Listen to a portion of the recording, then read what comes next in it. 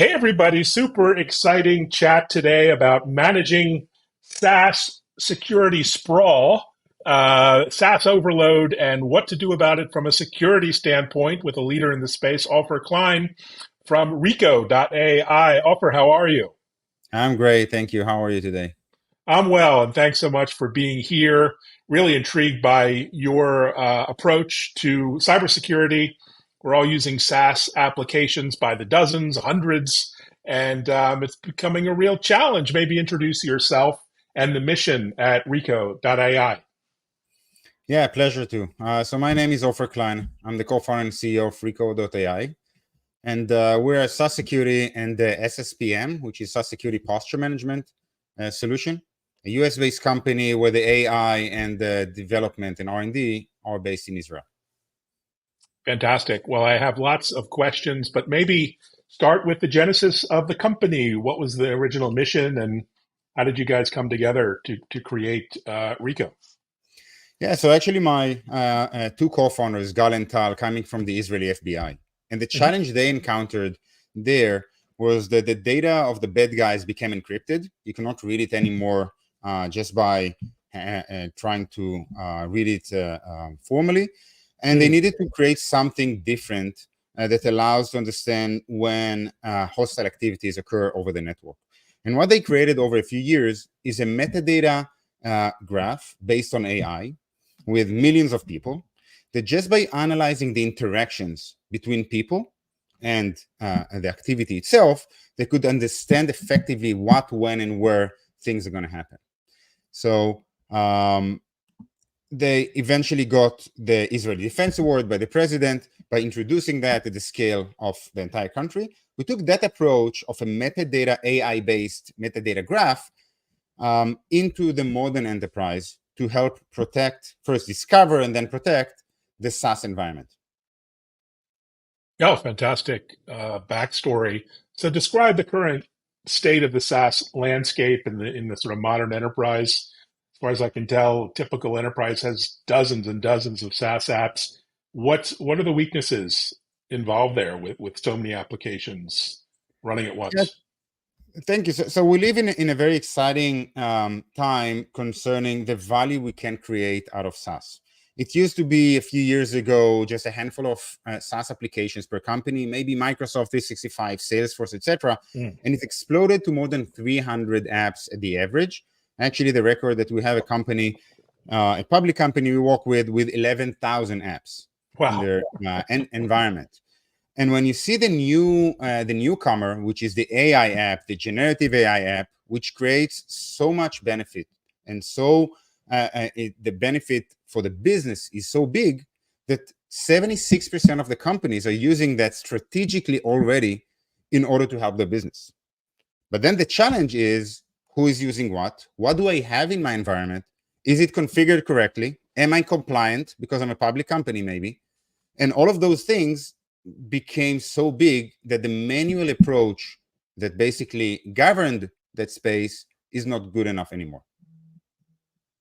Yeah, difficult environment. And give us some insight into the breaches that are typically most commonly introduced. What are the techniques? What are the kind of damages that these breaches are doing? You're on the front lines there, so give us some maybe insider's perspective. Yeah, so unfortunately for the industry, these breaches become more and more frequent. Let me give you a few examples. So MGM, for example. MGM Mm. is a breach that started by phishing attack or by social engineering that will continue happening in an accelerated pace.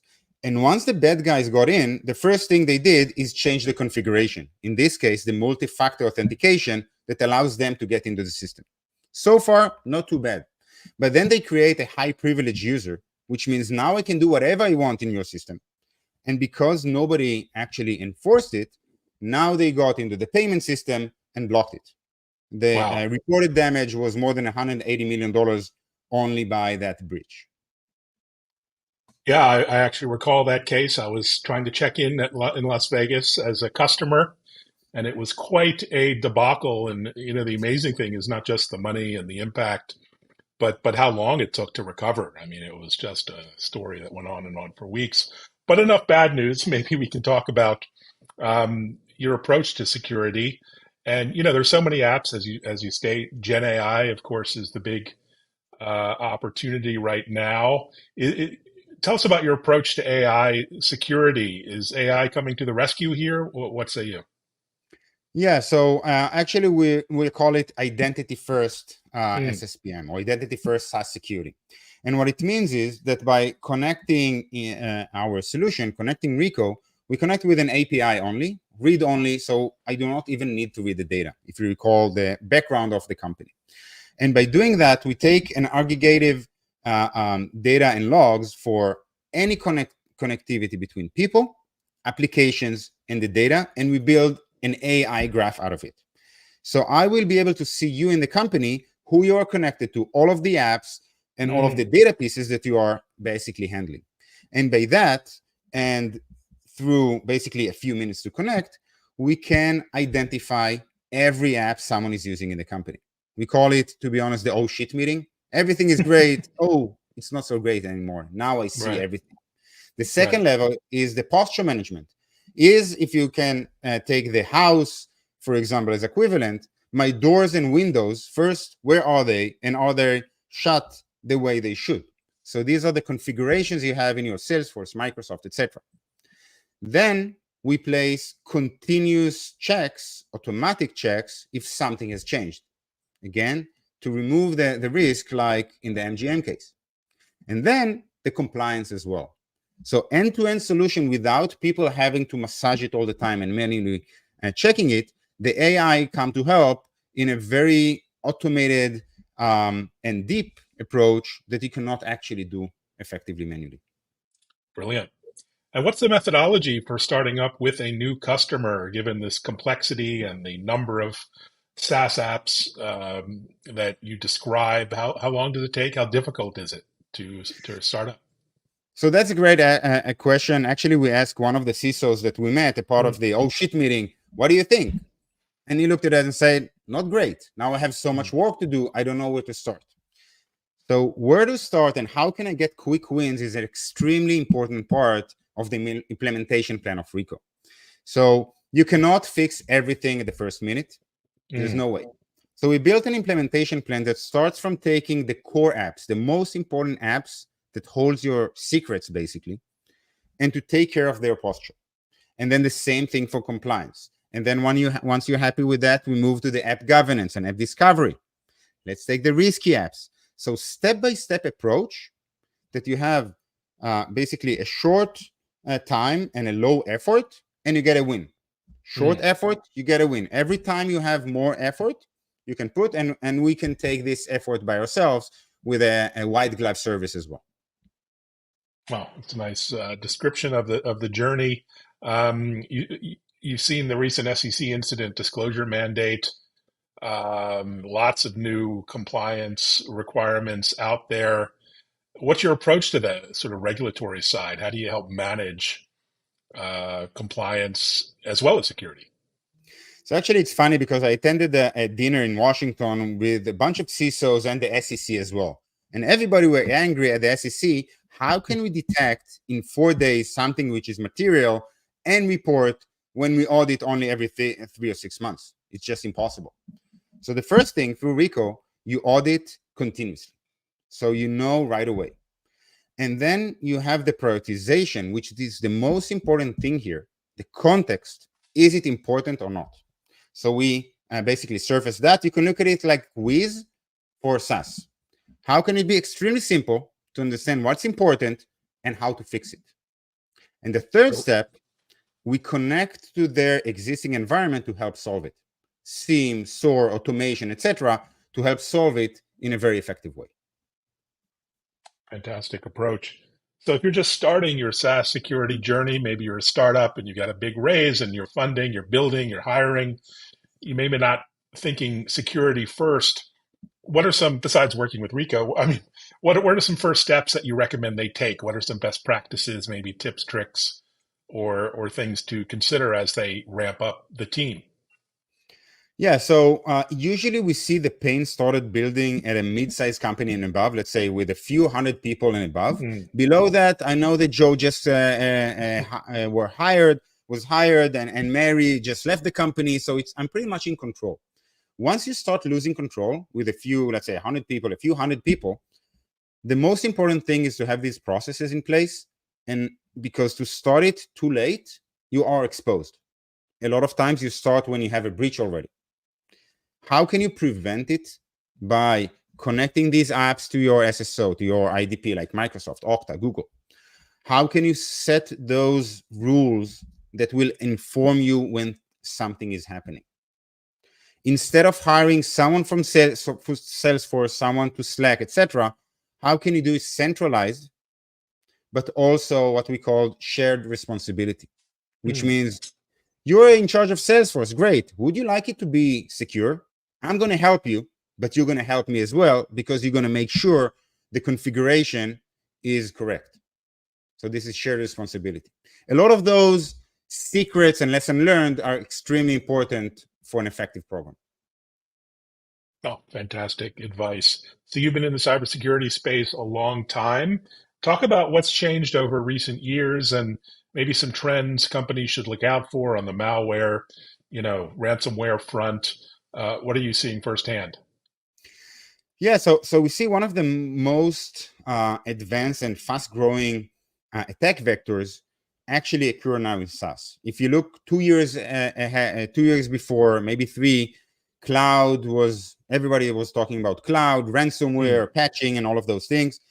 The cloud is obviously not fully secure, but is in much more mature way because of compliance, because of regulation. And now you have this new animal, which is AI. And I'm not sure exactly how I'm going to use it, but I'm going to use it for sure because I'm going to run faster as a business. And this creates a lot of confusion. Should I block it? Should I use it? Who is using it? How are they using it? So one option is to shut off the internet for everybody, and then I'm secure. That's amazing. Not so much for the business. The other option is just to let loose, and whatever happens, happens. Not great as well. The golden path is to understand what you have and to understand what is right and what is wrong in a very effective way. Oh, great advice. Very nice. To talk about your unique approach, or unique selling point back in the day. You go into a bank, typical large bank, there might be 80 vendors on the security front. How do you fit in this marketplace and how do you sort of stand out and differentiate versus all of these legacy vendors, new companies, startups, and beyond? Yeah. So it's basically based on a few steps. The first one, Hmm. it needs to be Reco is extremely easy to start with, and we Hmm. don't need to collect any data. The first Hmm. question, what data do you have? Nothing. Just metadata, read only. Nothing will happen by connecting Reco. How much time and Hmm. effort will it take? Literally 5 minutes. By the way, the fastest so far was 45 seconds. Click, click, click, done. Great.